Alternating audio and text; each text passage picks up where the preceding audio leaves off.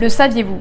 Aujourd'hui, plus de 80% des marchandises mondiales transitent par la mer, ce qui engendre alors 3% des émissions de gaz à effet de serre. Si rien ne change d'ici 2050, le transport maritime deviendra, selon l'OCDE, responsable de 17% de ces émissions. Dans ce contexte préoccupant, Mathieu Brunet et Nils Joyeux ont créé à Lorient en 2015 Wincop, une compagnie maritime. Leur ambition, la mise à l'eau d'un porte-conteneurs voilier de 89 mètres de long en 2025 pour participer à la décarbonation du transport maritime. Objectif qui se concrétise peu à peu avec une annonce jeudi 9 novembre, les chantiers Piriou sont chargés de la construction du navire. Une ligne directe entre la France et Madagascar fait l'originalité du projet.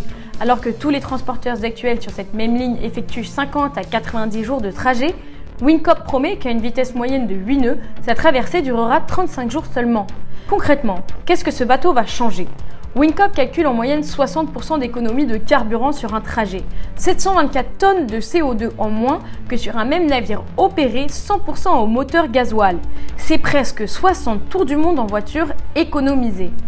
Côté marchandises, la capacité maximale de 140 conteneurs à bord du voilier ne fait pas le poids face à celle des grands de la filière qui, eux, transportent des milliers de conteneurs par navire. Pourtant, l'équipe partage déjà sa volonté de développer toute une flotte sous le modèle de leur premier porte-conteneurs voilier.